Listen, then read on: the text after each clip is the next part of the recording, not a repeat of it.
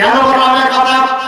গতকালকে এসে পয়লা বৈশাখ আমরা হুজুররা এত রাত্রি জেগে জেগে ইবাদত করে ওয়াজ মাহফিলে মসজিদে দোয়া করি, আল্লাহ কাল বৈশাখী ঝড় যেন দিও না, জমিনে হাজার হাজার ফসল, কোটি কোটি টাকা দিয়ে বাংলাদেশের আল্লাহ তুমি কাল বৈশাখী কোনো গজব দিও না। আর এক শ্রেণীর মানুষ পান্তা ভাত, কাঁচা পেঁয়াজ, কাঁচা মরিচ আর ইলিশ মাছের চাকা খায় আর বলে এসো রে বৈশাখ আছে না নাই। এক প্লেট পান্তা, একটা পেঁয়াজ, একটা কাঁচা ভাত, একটা মাছের চাকা ৫,০০০ পর্যন্ত ১০,০০০ পর্যন্ত বাংলাদেশে বিক্রি হয়। সুবহানাল্লাহ।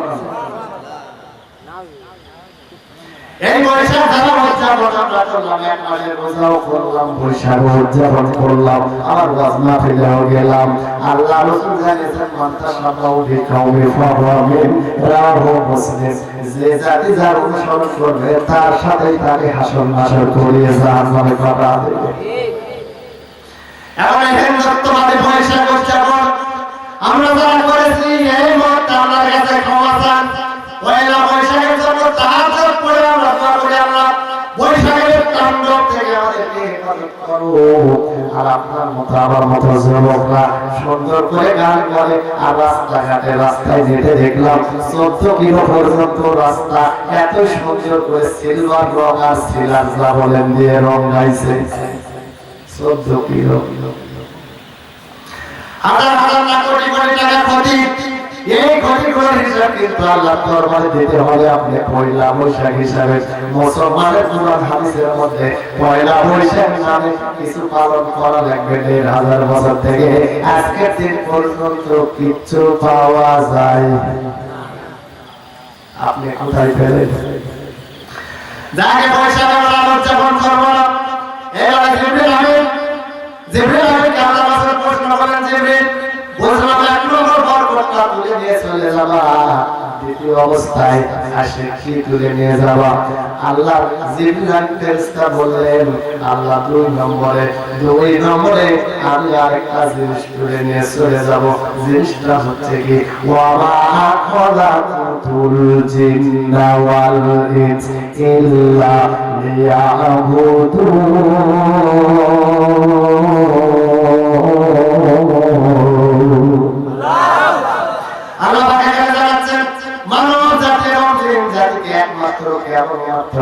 আমি আল্লাহ শুধু আমার ইবাদতের জন্যই পাঠাইছি।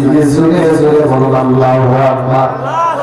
জিবরিল আমিন বলেন ২ নম্বরে মানুষ যখন ইবাদতকে ঠাট্টা করে, পরিহাস করবে, বুঝবে না, মজা করবে, ওই মুহূর্তে ইবাদত নামক সম্পদ তুলে নিয়ে চলে যাব। এই মুহূর্তে আমরা অনেক সময় দেখি মানুষকে দেখানোর জন্য অনেকে ইবাদত করে, আছে না নাই?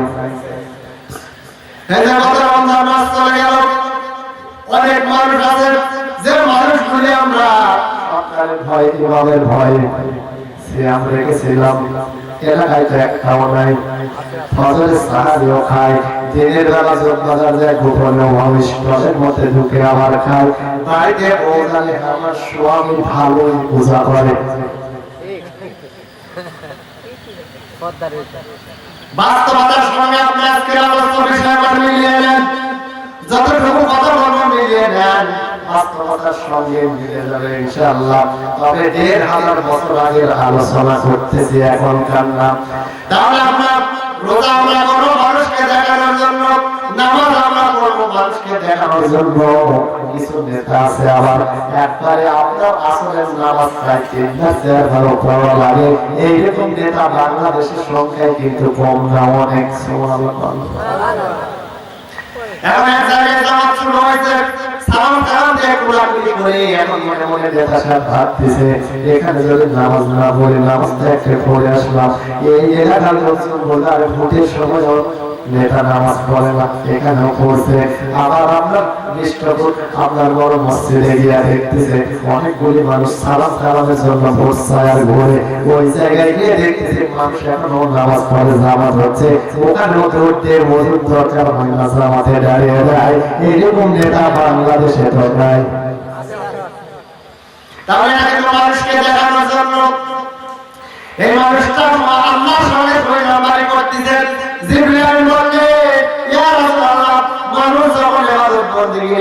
ইবাদতটা করবে ওই মুহূর্তে ইবাদত নামক সম্পদ জমিন থেকে তুলে নিয়ে চলে যাব।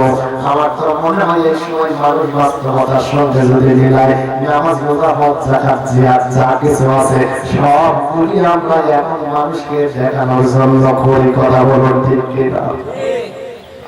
তাহলে মানুষকে দেখানোর জন্য আপনার উদ্দেশ্য হবে আপনার নিয়াত যেটা করবেন নিয়াতের উপর সব কর্ম বাস্তবায়ন হবে। সাকসেস কিনা বলেন? আপনার নিয়াতের উপর সবকিছু হবে। আপনি নিয়াত করেছেন আল্লাহ এই যে সিয়াম রমজান মাসের চাঁদ দেখতে পেয়েছি, যে এই মুহূর্তে আপনি নিয়াত করেছেন আল্লাহ এক মাস আমি সিয়ামটা ইনশাআল্লাহ পালন করব। আল্লাহ রাসূল জানিয়েছেন নিয়াত করার কারণে আপনার জিন্দেগির সব গুনাহ আল্লাহ পাক মাফ করে দিয়েছে। তাহলে আপনার দ্বিতীয় অবস্থায়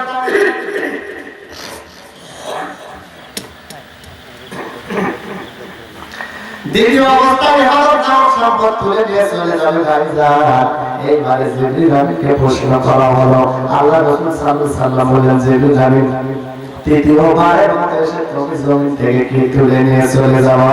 জিবরিল আমিন বলেন, 3 নম্বরে আমি জমিনে আসার পরে এমন একটা সম্পদ তুলে নিয়ে চলে যাব, যে সম্পদের নাম হচ্ছে মহব্বত। কি বললাম? মহব্বত। এই মুহূর্তে বাংলাদেশে একটু মিলিয়ে দেখেন মহব্বত নামক সম্পদ বাংলাদেশে। আল্লাহ বলেন, ওয়ালা তাকতুলু আনফুসাকুম ইন্নাল্লাহ কানা বিকুম রহিমা। সুবহানাল্লাহ বলেন। আল্লাহ পাক বলেন, একে অপরকে হত্যা করো না, নিশ্চয় আল্লাহ তোমাদের প্রতি পরম দয়ালু। বাংলাদেশে হত্যা নামক যে একটা কাজ জঘন্যতম কাজ, প্রত্যেকটা দিন মানুষকে মানুষ হত্যা করে বাংলাদেশে আছে না নাই? 1971 সাল থেকে আজকের দিন পর্যন্ত একটা দিন কিংবা একটা রাত বাংলার জমিনে আমরা উপহার দিতে পারি নাই। আজকের দিনে মানুষ হত্যা নাই। কবে বন্ধ হবে? আপনি যদি সংসদ পর্যন্ত কোরআনটা পৌঁছাতে পারেন, সংসদ পর্যন্ত কোরআনটা গেলে কোরআনের রায় যে মুহূর্তে চালু হবে সেই দিন থেকে 1 ঘন্টা না 24 ঘন্টার মধ্যে কোরআন সংসদে গেলে হত্যা নামক এই অন্যায়টা বাংলার জমিনে থাকতে পারবে না। শুধু তাই নয়, এটা ধর্ষণের যে অবস্থা 1971 সাল থেকে আজকের দিন পর্যন্ত এমন কোনো দিন, এমন কোনো রাত নেই আমরা ধর্ষণ মুক্ত উপহার দিতে পেরেছি না। কোরআনুল কারীম যদি সংসদে থাকতো, ধর্ষণ নামের শব্দটি বাংলার জমিনে খুঁজে পাওয়া যেত না। কথা বলুন ঠিক কিনা? তাহলে বলছিলাম আল্লাহ রাসূল সাল্লাল্লাহু আলাইহি ওয়াসাল্লাম যখন প্রশ্ন করলেন 3 নম্বর সম্পদ কি তুলে নিয়ে চলে যাবা, জিবরিল আমিন বললেন, ওই যে মহব্বত নামক সম্পদ তুলে নিয়ে চলে যাব। বাংলার জমিনে প্রত্যেকদিন নেট, ফেসবুক, ইন্টারনেট খবর সব জায়গায় পাওয়া যায় নিজের ছেলে ভাই বাপকে হত্যা করেছে, নিজের স্বামী স্ত্রীকে হত্যা করেছে, স্ত্রী গোপনে হয়ে রাত্রিবেলায় স্বামীকে একবারে জবহ করে আউট হয়ে চলে গেছে, পালা গেছে। এরকম ঘটনা এমন কোনোদিন নাই বাংলার জমিনে ঘটে না। তার মানে 1500 বছর আগে হুজুর সাল্লাল্লাহু আলাইহি ওয়াসাল্লাম বলেছেন, আজকে এটা বিলাত মহব্বত নামক সম্পদ বাংলার জমিনে শব্দটাও নাই। ব্যাখ্যা করার সময় নেই। এবারে 4 নম্বর প্রশ্ন করা হলো। 4 নম্বর প্রশ্নটা আল্লাহ রাসূল সাল্লাল্লাহু আলাইহি ওয়াসাল্লাম করলেন, হে জিবরিল আমিন 4 নম্বর বারে তুমি জমিনে এসে কি তুলে নিয়ে যাবে?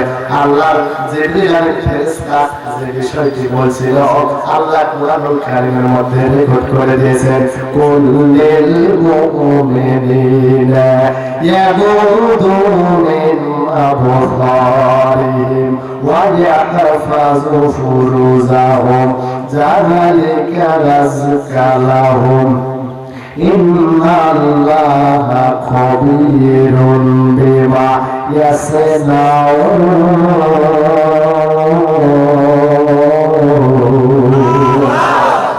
আল্লাহ বলেন, হে নবী আপনি ইমানদারদেরকে বলুন তারা যেন তাদের দৃষ্টিকে বউকে হেফাজতে রাখে, এটি তাদের জন্য উত্তম। তারা যা করে আল্লাহ সে বিষয়ে কিন্তু জানে। এই আয়াত থেকে আমরা একটি বিষয় 1000 বছর আগে পেয়েছি, লজ্জা নামক সম্পদ বাংলার জমিনে এই মুহূর্তে নাই। কারণ আজকে আমরা বাস্তবতার সঙ্গে মিলান, আপনার 15-16 বছরের মেয়ে বিয়ে দেওয়ার উপযুক্ত হয়ে গেছে, আপনার বাড়িতে বিয়ের ব্যবস্থা হয় নাই। আলহামদুলিল্লাহ শিক্ষিত করতেছেন করেন, কিন্তু আপনি শিক্ষিত বাবা হওয়ার পরে স্কিন টাইট পায়জামা আর স্কিন টাইট জামা কাপড় পরে আপনি বাবা হয়ে আপনার সামনে ঘুরে বেড়াই, আপনার কি লজ্জা নাই? এটা মনে হয় ভুল বললাম।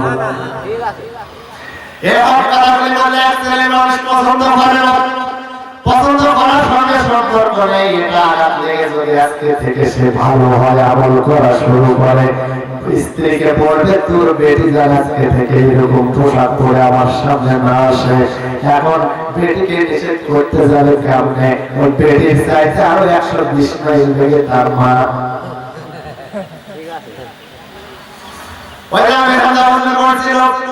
মা হয় কিলোমালা, বেটি হয় কয়েক কোটি। এখন বাস্তবতার সঙ্গে আপনি মিলা দেখেন, লজ্জা নামক সম্পদের শব্দটিও আমাদের মাঝে নেই।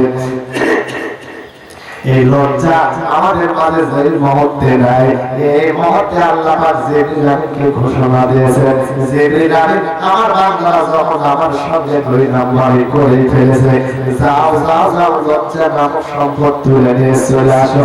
আমার তো বাস্তবতার সঙ্গে মিলে যাচ্ছে, লজ্জা নামক সম্পদ আমাদের জমিনে আর আপনার ছোট্ট ছেলে 8-10 বছর বয়স, এরকম ছেলে বাবার সঙ্গে বিড়ি ধরায় এমন খায় নাই তো? আপনারা দেখছেন এরকম আছে? আপনার সন্তান হয়ে পিতার সামনে বিড়ি খায়, পিতা হয়ে সন্তানের সামনে বিড়ি খায়, লজ্জা করে না? আপনি যদি আজকে বাস্তবতার সঙ্গে মিলিয়ে ছোট্ট বাচ্চাকে আমাদের জন্য মসজিদে নিয়ে যান, এই বাচ্চাটা অটোমেটিক বড় হওয়ার পরে বলবে আমার বাবা আমার মসজিদে নিয়ে গিয়েছিল। তার মানে নামাজটা এখনকার মডেল না, নামাজটা আমার বাবাও পড়েছে, তার মানে আগেকার। অবশ্যই নামাজ পড়া লাগবে। আপনি যদি বিড়ি খান বিড়ি খান বিড়ি খান, ওই ছোট্ট সালের আগে সন্তানের আগে ওই সন্তানটা আস্তে আস্তে বড় হবে আর ভাববে আমার বাবা যখন বিড়ি খাই এটা আমাকেও খাওয়া লাগবে, নাকি বলেন? আর বাস্তবতার সঙ্গে আপনি যাবেন, বাবা যদি বিড়িখোর হয়, সন্তানখোর হয়, ওদের বেশিরভাগ সন্তান কিন্তু এই মুহূর্তে গাঁজা, বাবা তেল মেল তেল পেন্সিল ডিল যা আছে সব খায়, আছে না নাই? এক পর্যায়ে রাস্তাঘাটে যেখানে যাবাই চুরি করবে আর বিক্রি করবে আর খাবে। তাহলে এই মুহূর্তে মেয়েটা সবাইকে দেখে লজ্জা করে না, বাবা মেয়েকে দেখে লজ্জা করে না, মা তার পরিবারের কাউকে দেখে লজ্জা করে না। অনেক পরিবারে আমরা দেখবে এত সুন্দর করে খোলামেলা নাউজুবিল্লাহ, অথচ ও মা আপনার একটা চুল, আপনার মাথার চুল যদি আপনার স্বামী ছাড়া কেউ দেখে, যতগুলি চুল আছে এর চাইতে 10 গুণ সাপ হয়ে মা আপনার কবরে আসবে। তাহলে আপনার মাথায় চুল যদি 10,000 থাকে, আরো 10,000 করে 10 বার গুণ করেন, কতগুলি সাপ আপনার কবরে আসবে। অপরাধ আপনার একটা, আর অপরাধ বাদ দিলাম, কোন অপরাধ নাই। আপনার অপরাধ একটাই, সেটা হচ্ছে আল্লাহ পর পুরুষ মানুষ চুল দেখেছে। যেমন বললাম আসার সময় ওই মহিলাটার মাথায় যতগুলা চুল একবারে রাস্তা ধারে দেখে আসলাম, আমি তো আলগা মানুষ চুল দেখলাম, এর কারণে আল্লাহ তারে মাফ করুক, আল্লাহ হেফাজত করুক। ওই মার কবরে 10 চুল যতগুলি আছে আরো 10 চুল সাপ, 10 জন সাপ কবরে আসবে। তাহলে আপনার স্বামী ছাড়া আপনার চুল দেখার অধিকার কেউ রাখতে পারে না। আপনার স্বামী যতবার চুল দেখবে, হতে পারে কত হাজার হাজার বার চুলের পরিবর্তে আপনার কবলে আল্লাহ বাল্ব সেট করে দিতে পারে। তাহলে অবশ্যই আমাদেরকে লজ্জা করতে হবে। আপনার স্বামী ছাড়া আজকে থেকে যেন অন্য কেউ চুল দেখতে না পায়। মামুন আমার বলছে হুজুর কি ওয়াজ ধরলেন। এইবার আসুন 5 নম্বর প্রশ্ন বললেন, পাঁচ নম্বর বিষয়টা বারবারের মতো তুমি জমিনে এসে কি তুলে নিয়ে চলে যাবে।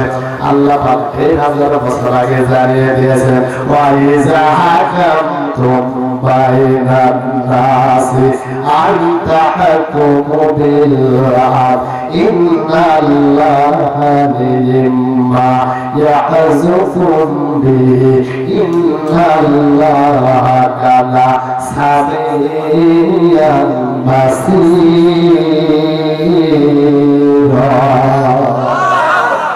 আল্লাহ বলেন, তোমরা যখন লোকদের মাঝে বিচার করবে তখন ন্যায় বিচার করবে। নিশ্চয় আল্লাহ তাআলা তোমাদেরকে কতই না সুন্দর উপদেশ দিয়েছে। নিশ্চয় মহান আল্লাহ সর্বশ্রেষ্ঠ। আল্লাহু আকবার। তাহলে 5 নম্বরে হক বিচার উঠে যাবে মানুষের মাঝে। যখন হক বিচার হবে না, এই মুহূর্তে আল্লাহ জিবরিলকে পাঠিয়ে দিলেন, জিবরিল তুমি তাড়াতাড়ি যাও, আমার বান্দা বান্দীদের মধ্যে হক বিচার নামক সম্পদ নাই, শীঘ্রই এই মুহূর্তে তুমি সম্পদ হক বিচার নামক সম্পদ তুলে নিয়ে আসো। এবারে আসুন কোরআনুল কারীম সুন্দর করে জানিয়ে দিচ্ছেন, কোরআনের দাবি অনুযায়ী যারা বিচার করে না, আল্লাহ পাক জানাচ্ছেন, ওয়া মান ইয়াহকুম বিমা আনজালাল্লাহু ফাউলাইকা হুমুল কাফিরুন।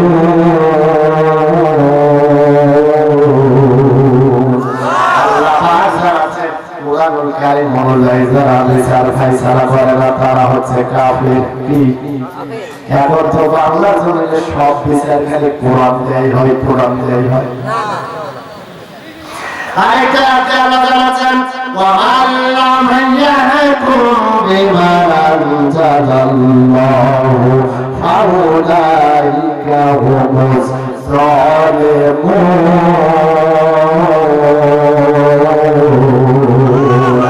আল্লাহ দাঁড়িয়ে অনুযায়ী কোরআন অনুযায়ী যারা বিচার ফায়সালা করে না তারা জালিম। তারা কি জালিম, জুলুমকারী। আরেকটা আল্লাহ জানাচ্ছেন, ওয়া মান লাম ইয়াহদি বিমা আনজালাল্লাহু ফাউলাইকা হুমুল ফাসিকুন।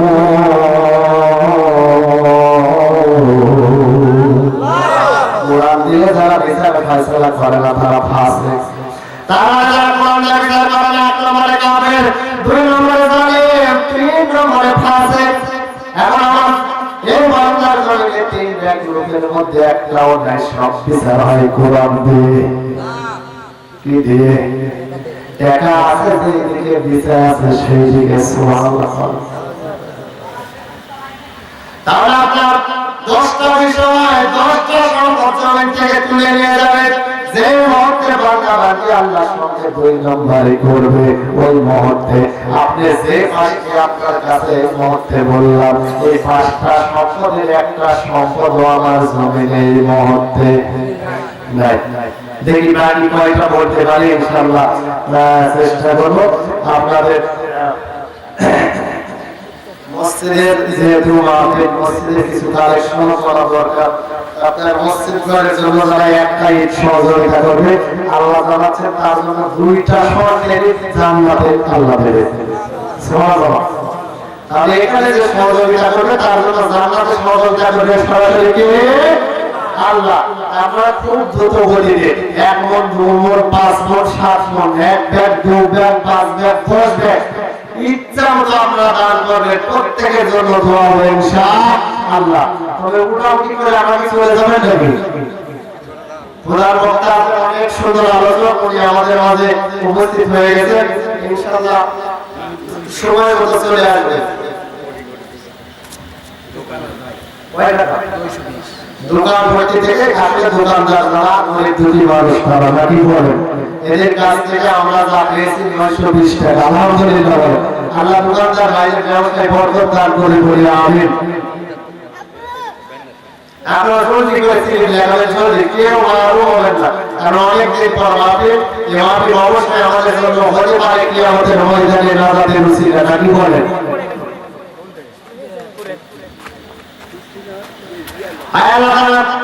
আর তার হোসেন আল্লাহ আপনাকে ইসলামপুর বাড়ি 5 কেজি ধান, হাই সুবহানাল্লাহ, প্রথম অবস্থায় 1 করলা ধান লেবা, 1 করলা ধান কেউ লিখবেন না প্লিজ, দয়া করে 1 করলা ধান কেউ লিখবেন না। আপনি না খালি 2 করলা ধান দিবেন, আপনার জমিতে 5 করলা ধান দেওয়ার যোগ্যতা আল্লাহর আছে না? আছে না? আল্লাহ ভুলে গেছে নাকি? এখন তো দিতে পারবে না। এখন থেকে 10 বছর আগে 1 বিঘা মাটি 10 12 15 মণ ধান হয়েছে, আজকে বাংলা জমিনে 1 বিঘাতে 40 মণ পর্যন্ত ধান হয়। এ ধান তো আপনি করেন না, আল্লাহ দেয়, আল্লাহ দেয়। আমরা যে কাল বৈশাখীর জন্য আমরা এত দোয়া করতেছি, আল্লাহ যেন কাল বৈশাখী থেকে আমাদেরকে হেফাজত করে, হেফাজত করে। এখন যে ফসল আল্লাহ জমিনে দিয়েছে, আল্লাহ যদি ইচ্ছা করে 10 মিনিট না 10 সেকেন্ডের একটা বাতাস সন্তান জমিনে বিছিয়ে দেওয়ার মা ক্ষমতা আছে না ভাই? এখান থেকে আমাদের ভয় করার দরকার নেই, অবশ্যই আমরা ভয় করব। আল্লাহ হোসেন ভাই, আল্লাহ 5 কেজি ধান 100 টাকা নগদ আল্লাহ দানকে কবুল মঞ্জুর করে নাও। আয় আল্লাহ মমতাজউদ্দিন আল্লাহ সব ইসলামপুর বাড়ি 10 কেজি ধান আল্লাহ দানকে কবুল মঞ্জুর করে নাও, সবাই খায় দিয়ে দাও। আমাদের ভাই 100 টাকা আল্লাহ দানকে কবুল মঞ্জুর করে নাও।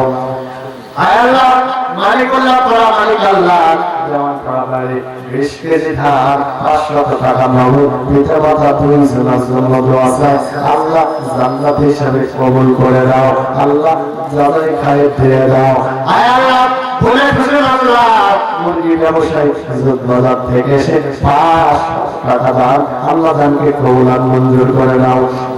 হলুদের ডানার সেই পাখিটি এখন কেন ডাকে না, মনের কোনে রঙের ছবি এখন সে আর রাখে না, এখন কেন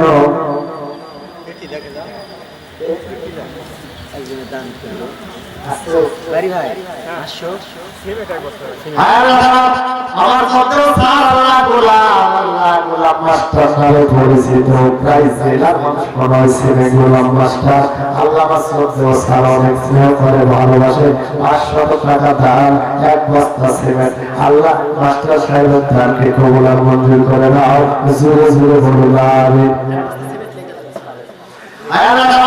আব্দুল সালাম ডাক্তার আল্লাহ আমার মামা বাজার থেকে এসে 1000 টাকা নগদ আল্লাহ দানকে কবুল মঞ্জুর করে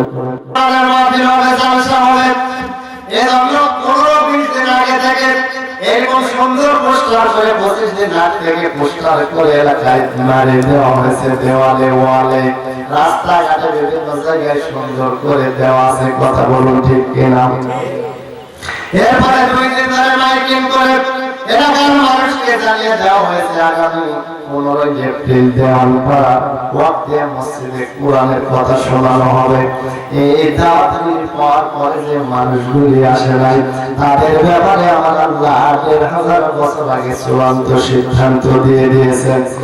আল্লাহ বলেন ইয়াসমাউ মায়াতিল্লাহি তুতলা আলাইহি সাম্মা ইউসিরু মুস্তাকবিরান কাআল্লাম ইয়াসমা ফাবাশশিরুহু বিআযাবিন আলীম।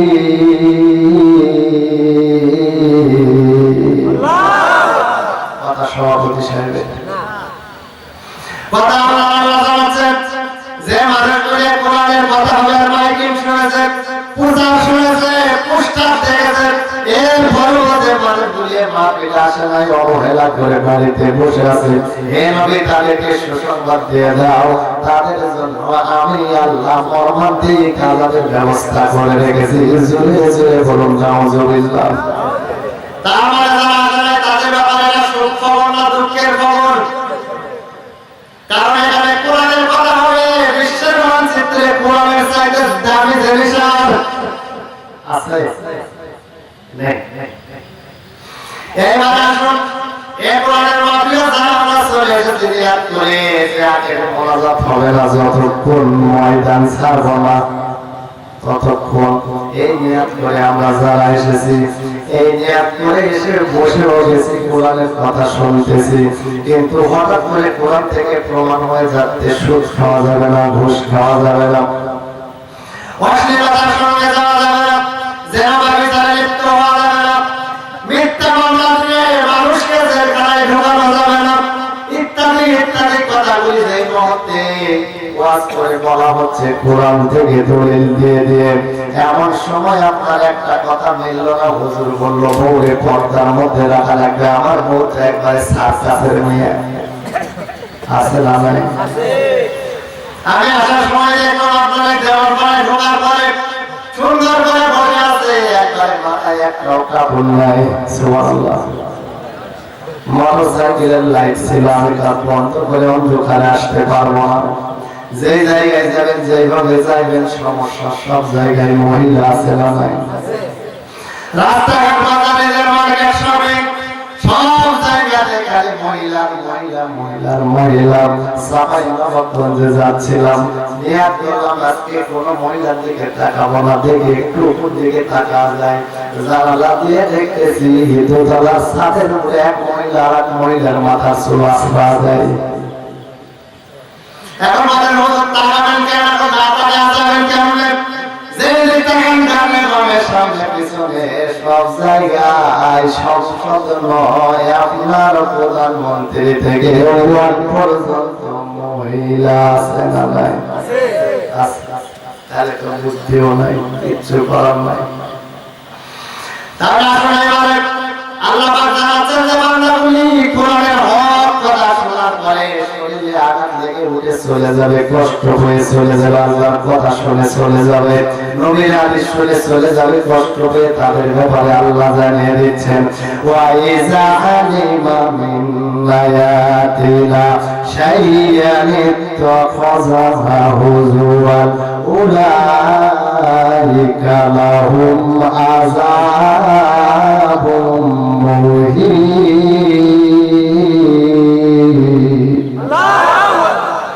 আল্লাহ জানান, আর যারা এসেছে তারা যদি আমার রাতে আল্লাহ রাতে ঠাট্টা করে পরিহাস করে ভালো না লেগে চলে যায়, এই নবী তাদেরকে সুসংবাদ দিয়ে দাও, তাদের জন্য আমি আল্লাহ আল্লাহ শোনাদায়ক শাস্তির ব্যবস্থা করে রেখেছি। জোরে জোরে বলেন নাউজুবিল্লাহ।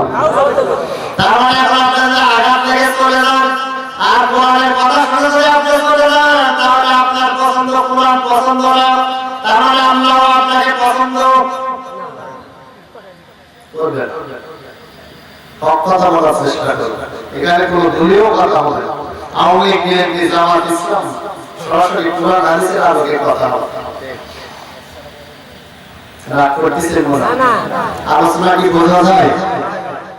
কিন্তু আপনাদের দিকে ভালো করে তাকাতে পারতেছি না, ছাত্ররা ছাত্রে খুঁজে হয়ে ওয়াজ করা লাগছে। এবার আসলে আমরা এই মাহফিলে যত মানুষ এসেছি, এমন কোন মানুষ নেই আপনি বলতে পারবেন না আমার জীবনে গুনাহ নাই। কথা বলুন ঠিক কিনা? কেউ আছেন বলতে পারবেন জীবনে গুনাহ নাই? আল্লাহ সুন্দর করে জানিয়ে দিচ্ছেন ফাউলাইকা ইউবাদদিলুল্লাহু সাইয়্যাতিহিম হাসানাত ওয়া কানা আল্লাহু গফুরুর রহিম। এই মত আল্লাহ পাক যেখানে আছে হাজার হাজার ফেরেশতারা, এই মাহফিলে কিন্তু লক্ষ লক্ষ কোটি কোটি ফেরেশতারা এই মুহূর্তে অবস্থান করছেন। সুবহানাল্লাহ। কিছু ফেরেশতা আল্লাহর কাছে গিয়ে বলতেছে আল্লাহ তাকিয়ে দেখো দেওয়ান পড়ার খোলা ময়দানে তোমার কোরআনের কথা হচ্ছে, তোমার জান্নাতের বাগানের মধ্যে তাকিয়ে দেখো কত বেনামাজি বসে গেছে। না বেনামাজি মনে হয় একটাও নাই? অবশ্যই আছে। আল্লাহকে বলা হচ্ছে ফেরেশতা বলছে আল্লাহ দেখো তোমার জান্নাতের মধ্যে অমুক বেনামাজি ব্যক্তি ঢুকে গেছে, আল্লাহ এর ফায়দা কি করতে পারে? আল্লাহ পাক বলতেছে ও ফেরেশতা শীঘ্রই করে আমার জান্নাতে যখন ঢুকে গেছে ওর জিন্দেগির সব শুনে তুমি কেটে দাও। সুবহানাল্লাহ। এবার ফেরেশতা চলে আসতেছে, ফেরেশতাকে আমার ডাক দিয়ে আল্লাহ বলছে ও ফেরেশতা এদিকে আসো, গুনাহ খালি কেটে দিলে হবে না, ওই গুনার পরিবর্তে আমল নামায় যতগুলো গুনাহ ছিল গুনার পরিবর্তে সওয়াব দিয়ে আমলটা পরিপূর্ণ করে দাও। জোরে জোরে বলুন আল্লাহু আকবার। এখন তো খুশি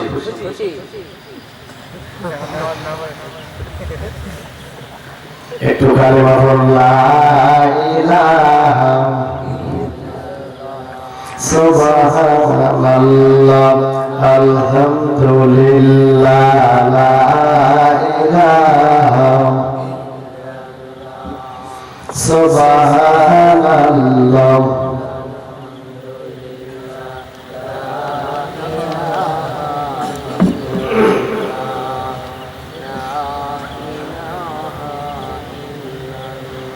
যতরে মানুষ আছে আওয়াজ নাই লা ইলাহা। ভাই মাইকের সামনে একটু বাড়িয়ে দিতে হবে। মামুন ভাই কোথায় গেল? সুবহানাল্লাহ আলহামদুলিল্লাহ লা ইলাহা। রিমঝিম বৃষ্টি পড়ে ওই নামে সব কোরআন পাগল লা ইলাহা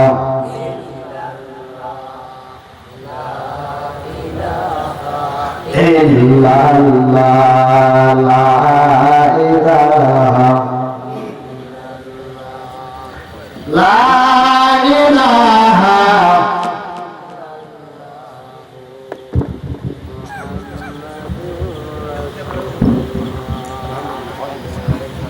দেখা যাক কি হয়।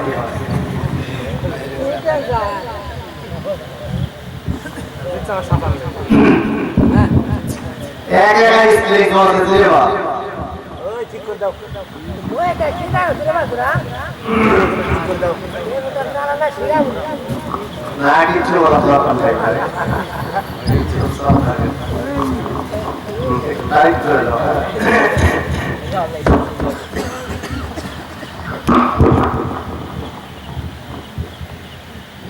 বাস আলহামদুলিল্লাহ বলেন আলহামদুলিল্লাহ।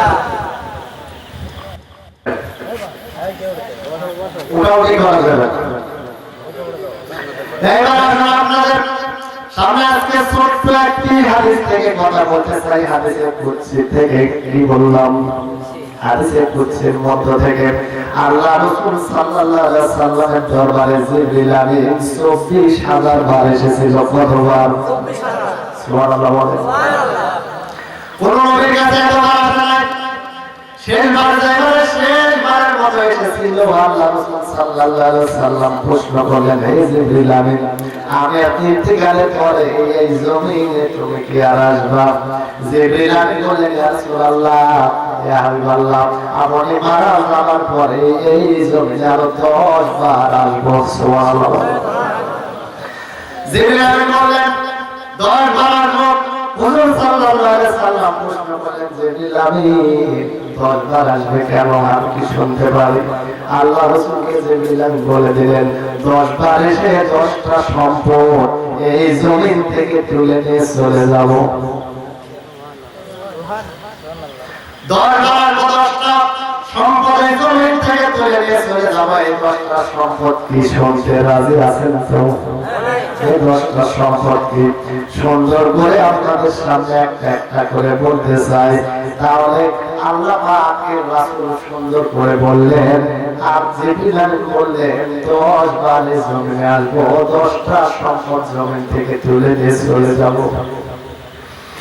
এইবার এখন এক নম্বর জিনিস কি আল্লাহ পাক সুন্দর করে জানিয়ে দিচ্ছেন, ওয়ালাউ হামাল কুরআন ওয়াত্তাকাউ লাফাতাহনা আলাইহিম বারাকাতিন মিনাস সামাই ওয়াল আরদ ওয়ালাকিন কাযযাবু ফাআখাযনাহুম বিমা কানু ইয়াকসিবুন।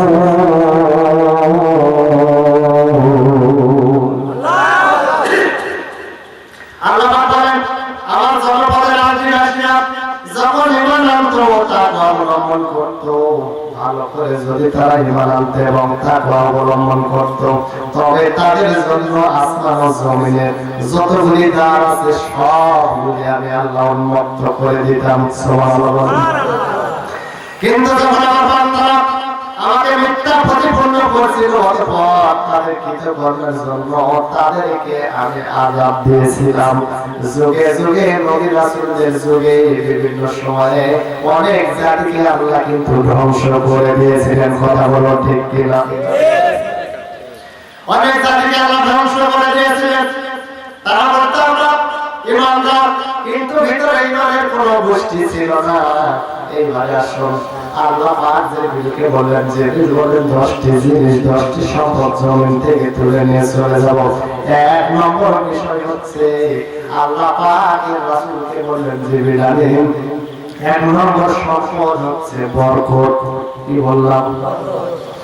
আপনার বাড়িতে 5টা মানুষ আছে, আপনার পরিবারে 5 জনের খাবার দুপুরবেলা রান্না করা হয়েছে। আমার মতো 2টা হুজুর যদি আপনার বাড়িতে যায়, 5 জন 2 জন 7 জন মিলে খাবো।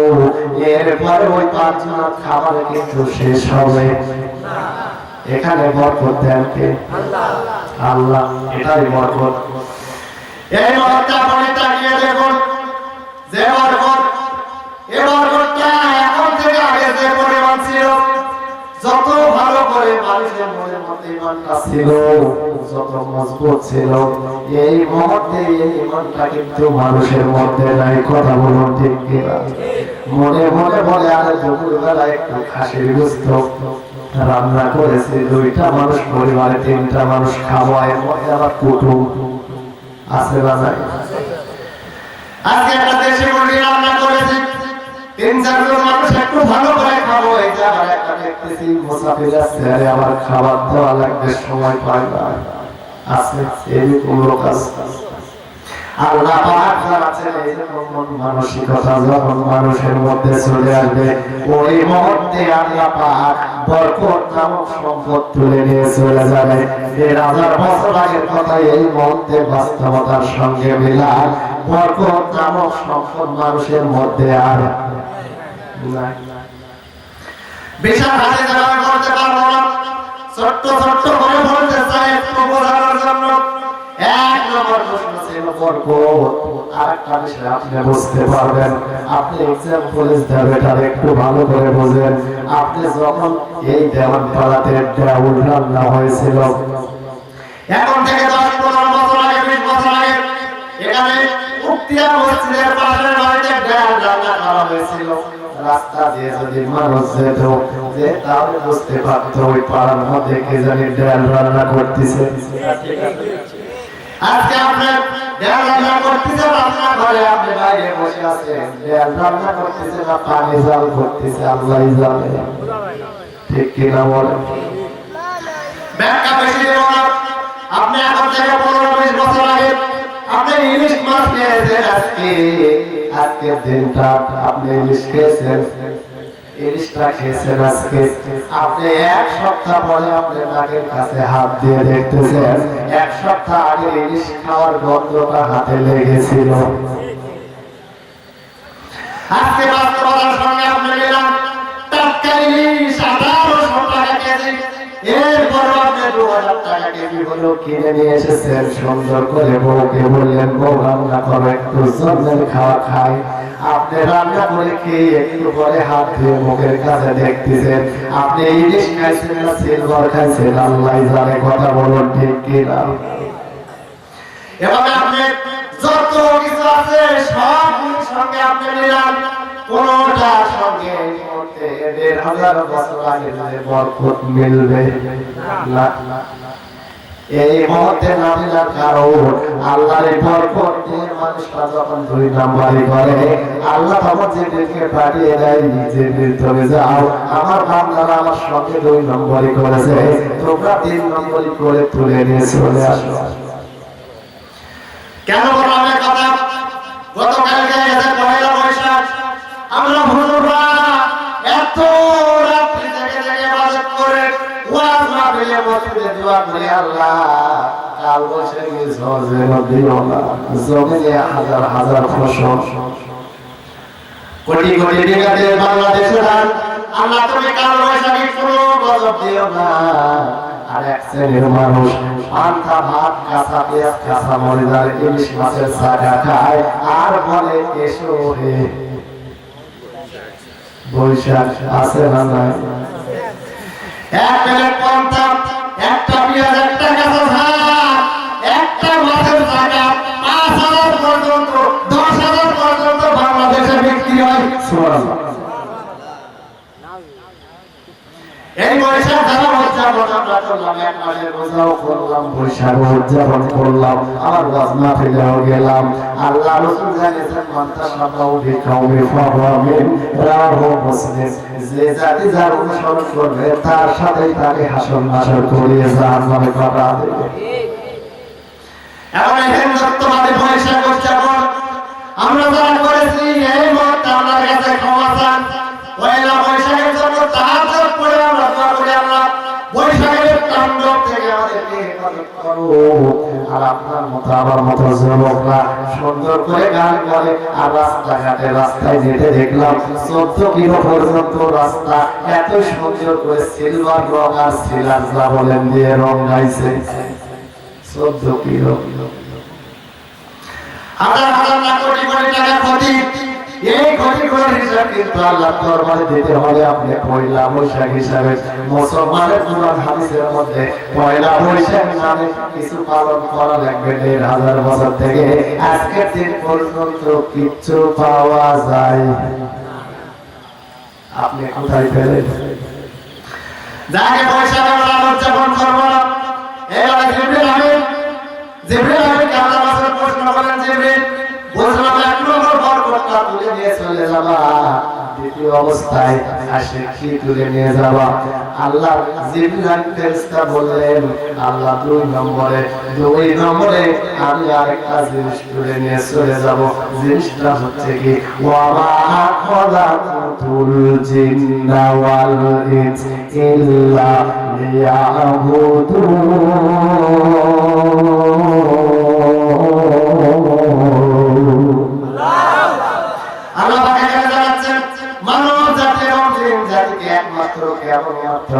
আমি আল্লাহ শুধু আমার ইবাদতের জন্যই পাঠাইছি। জোরে জোরে বলুন আল্লাহু আকবার।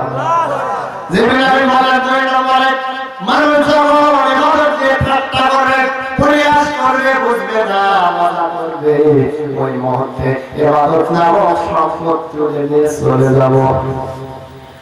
এই মুহূর্তে আমরা অনেক সময় দেখি মানুষকে দেখানোর জন্য অনেকে ইবাদত করে, আছে না নাই? অনেক মানুষ আছে যে মানুষগুলি আমরা সরকারের ভয় ইমামের ভয় সিয়াম রেখেছিলাম, এলাকায় তো একটাও নাই, ফজরের সাহায্য খায়, দিনের বেলা বাজার যায় গোপনে ভবিষ্যতের মধ্যে ঢুকে আবার খায়, বাড়িতে বৌজালে আমার স্বামী ভালোই পূজা করে। বাস্তবতার সঙ্গে আপনি আজকে আলোচনা বিষয়টা মিলিয়ে নেন, যতটুকু কথা বলবো মিলিয়ে নেন, বাস্তবতার সঙ্গে মিলে যাবে ইনশাআল্লাহ। তবে ১,৫০০ বছর আগের আলোচনা করতেছি, এখনকার না। তাহলে আমরা রোজা আমরা করবো মানুষকে দেখানোর জন্য, নামাজ আমরা করবো মানুষকে দেখানোর জন্য। কিছু নেতা আছে আবার একবারে আপনার আসলের নামাজ প্রায় ৩,০০০ ভালো পড়া লাগে, এইরকম নেতা বাংলাদেশের সংখ্যায় কিন্তু কম না, অনেক। এখন এক জায়গায় জামাত শুরু হয়েছে, সালাম দিয়ে কোলাকুলি করে এখন মনে মনে নেতা সাহেব ভাবতেছে এখানে যদি নামাজ না পড়ে নামাজটা একটা পড়ে আসলাম, এই এলাকার লোকজন বলতে আরে ভোটের সময় নেতা নামাজ পড়ে না, এখানেও পড়ছে।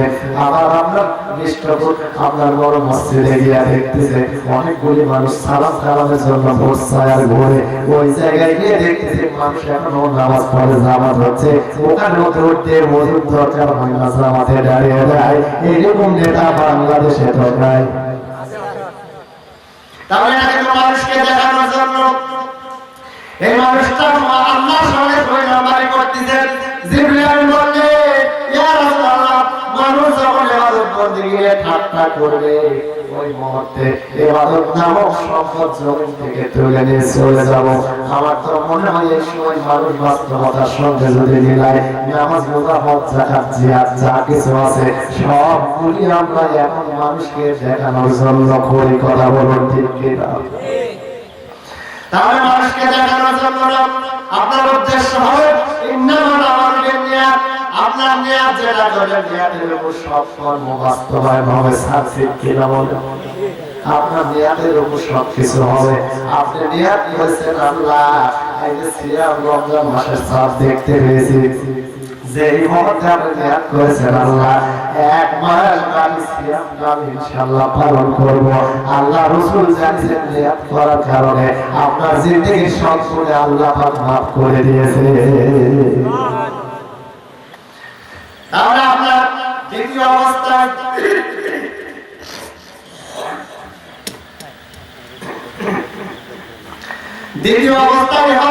সম্পদ তুলে নিয়ে চলে যাবে।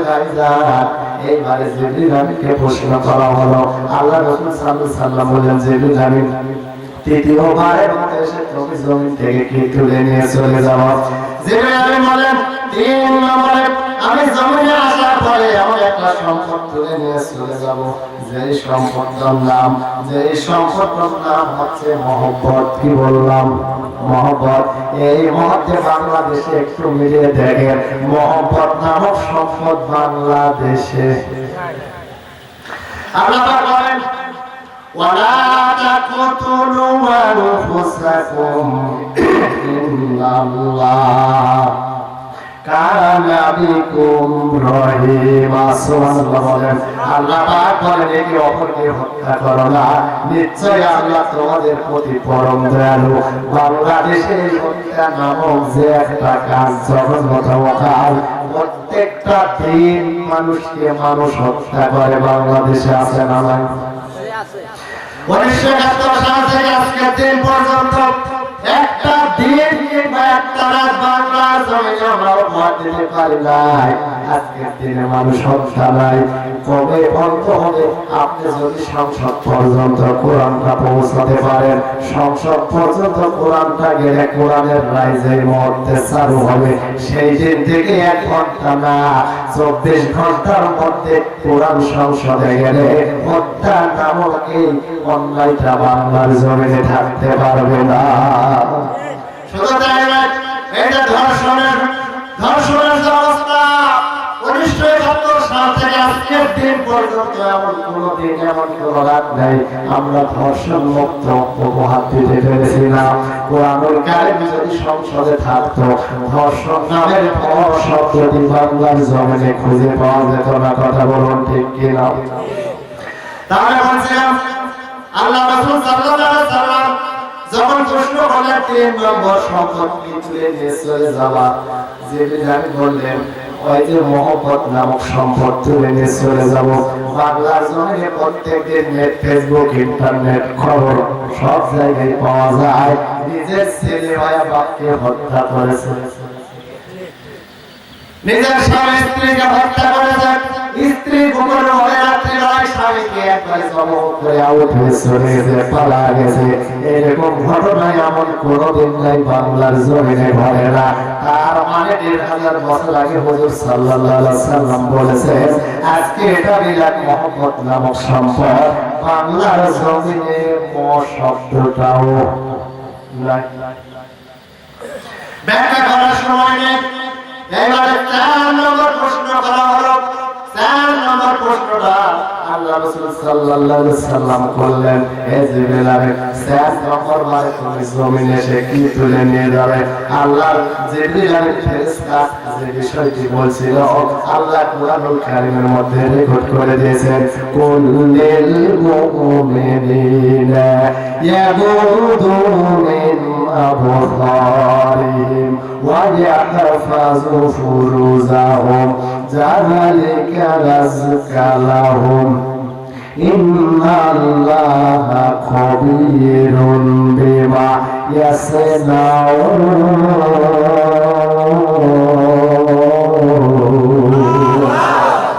আল্লাহ বলেন, হে নবী আপনি ইমানদারদেরকে বলুন তারা যেন তাদের দৃষ্টি সংযতের আগে এবং তাদের যৌনাঙ্গকে হেফাজতের আগে এটি তাদের জন্য উত্তম। তারা যা করে আল্লাহ সে বিষয়ে কিন্তু জানে। এই আয়াত থেকে আমরা একটি বিষয় 1000 বছর আগে পেয়েছি, লজ্জা নামক সম্পদ বাংলার জমিনে এই মুহূর্তে নাই।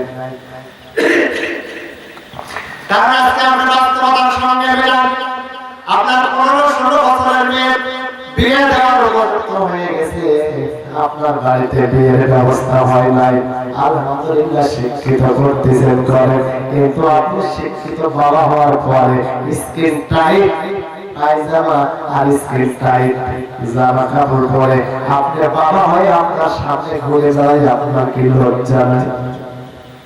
এটা মনে হয় ভুল বললাম।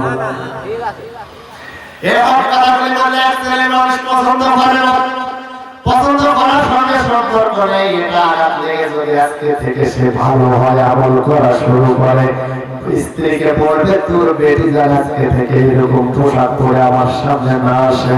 এখন বেটিকে নিষেধ করতে যাবে কেমনে? ওই বেটির চাইতে আরো 120 মাইল বেগে তার মা। ওই গ্রামে রাজা বন্ধ করছিল, মা হয় কিলো মারা, বেটি হয় কোটি। এখন বাস্তবতার সঙ্গে আপনি মিলা দেখেন, লজ্জা নামক সম্পদের শব্দটিও আমাদের মাঝে নেই। এই লজ্জা আমাদের মাঝে যেই মুহূর্তে নাই, এই মুহূর্তে আল্লাহ পাক জিবরিল আমিনকে ঘোষণা দিয়েছেন, জিবরিল আমিন আমার বান্দারা যখন আমার সঙ্গে 2 নাম্বারি করে ফেলেছে, যাও যাও যাও লজ্জা নামক সম্পদ তুলে নিয়ে চলে আসো। আমার তো বাস্তবতার সঙ্গে মিলে যাচ্ছে, লজ্জা নামক সম্পদ আমাদের জমিনে আর আপনার ছোট্ট ছেলে 8-10 বছর বয়স, এরকম ছেলে বাবার সঙ্গে বিড়ি ধরায় এখন খায় নাই তো? আপনারা দেখছেন এরকম আছে, আপনার সন্তান হয়ে পিতার সামনে বিড়ি খায়, পিতা হয়ে সন্তানের সামনে বিড়ি খায়, লজ্জা করে না? আপনি যদি আজকে বাস্তবতার সঙ্গে মিলিয়ে ছোট্ট বাচ্চাকে আমাদের জন্য মসজিদে নিয়ে যান, এই বাচ্চাটা অটোমেটিক বড় হওয়ার পরে বলবে আমার বাবা আমারে মসজিদে নিয়ে গিয়েছিল। তার মানে নামাজটা এখনকার মডেল না, নামাজটা আমার বাবাও পড়েছে, তার মানে আগেকার। অবশ্যই নামাজ পড়া লাগবে। আপনি যদি বিড়ি খান ওই ছোট্ট সালের আগে সন্তানের আগে ও সন্তানটা আস্তে আস্তে বড় হবে আর ভাববে আমার বাবা যখন বিড়ি খায় এটা আমাকেও খাওয়া লাগবে, নাকি বলেন? আর বাস্তবতার সঙ্গে আপনি গেলেন, বাবা যদি বিড়িখোর হয়, সাদাখোর হয়, ওদের বেশিরভাগ সন্তান কিন্তু এই মুহূর্তে গাঁজা, বাবা তেল মেল তেল পেন্সি ডিল যা আছে সব খায়, আছে না নাই? এক পর্যায়ে রাস্তাঘাটে যেখানে যাবাই চুরি করবে আর বিক্রি করবে আর খাবে। তাহলে এই মুহূর্তে মেয়েটা বাবাকে দেখে লজ্জা করে না, বাবা মেয়েকে দেখে লজ্জা করে না, মা তার পরিবারের কাউকে দেখে লজ্জা করে না। অনেক পরিবারে আমরা দেখবে এত সুন্দর করে খোলামেলা নাউজুবিল্লাহ, অথচ ও মা আপনার একটা চুল, আপনার মাথার চুল যদি আপনার স্বামী ছাড়া কেউ দেখে, যতগুলি চুল আছে এর চাইতে 10 গুণ সাপ হয়ে মা আপনার কবরে আসবে। তাহলে আপনার মাথায় চুল যদি 10,000 থাকে, আরো 10,000 করে 10 বার গুণ করেন, কতগুলি সাপ আপনার কবরে আসবে। অপরাধ আপনার একটা, আর অপরাধ বাদ দিলাম, কোন অপরাধ নাই। আপনার অপরাধ একটা, সেটা হচ্ছে আলগা পর পুরুষ মানুষ চুল দেখেছে। যেমন বললাম আসার সময় ওই মহিলাটার মাথায় যতগুলা চুল একবারে রাস্তা ধারে দেখে আসলাম, আমি তো আলগা মানুষ চুল দেখলাম। এর কারণে আল্লাহ তারে মাফ করুক, আল্লাহ হেফাজত করুক।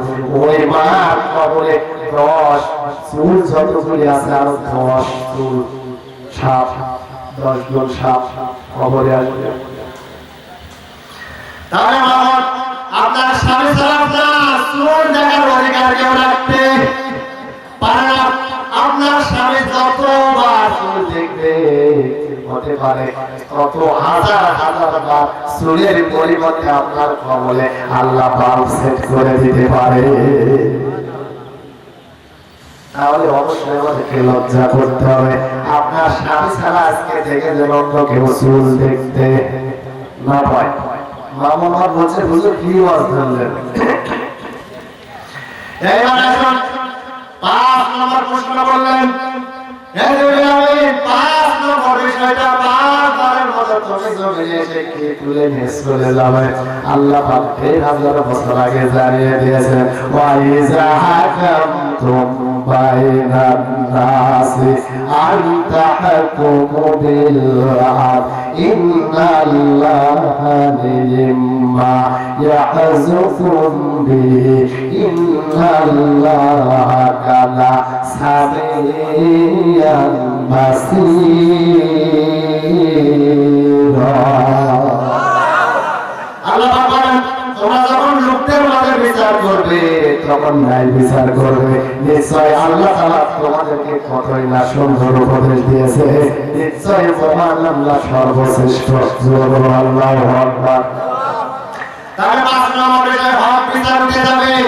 মানুষের মাঝে যখন হক বিচার হবে না, এই মুহূর্তে আল্লাহ পাক জিবরিলকে পাঠিয়ে দিলেন, জিবরিল তুমি তাড়াতাড়ি যাও, আমার বান্দা বান্দীদের মধ্যে হক বিচার নামক সম্পদ নাই, শীঘ্রই এই মুহূর্তে তুমি সম্পদ হক বিচার নামক সম্পদ তুলে নিয়ে আসো।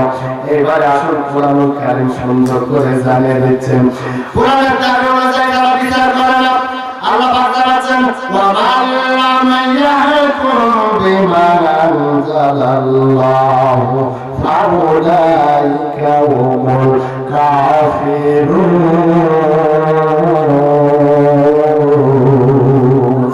আল্লাহ পাক জানাচ্ছেন, কোরআনুল কারীম অনুযায়ী যারা বিচার ফায়সালা করে না তারা হচ্ছে কাফির। কি এখন তো বাংলা জমিনে সব বিচার খালি কোরআন দেয় হয়, কোরআন দেয় হয়। আরেকটা আল্লাহ জানাচ্ছেন, ওয়া মান লাম ইয়াহকুম বিমা আনজালাল্লাহু ফাউলাইকা হুমুজ যালিমুন।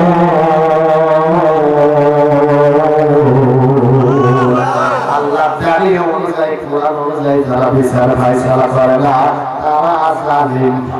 তারা কি জালিম, জুলুমকারী। আরেকটা আল্লাহ জানাচ্ছেন, ওয়া মান লাম ইয়াহদি মা আনজালাল্লাহু ফাউলাইকা হুমুল ফাসিকুন।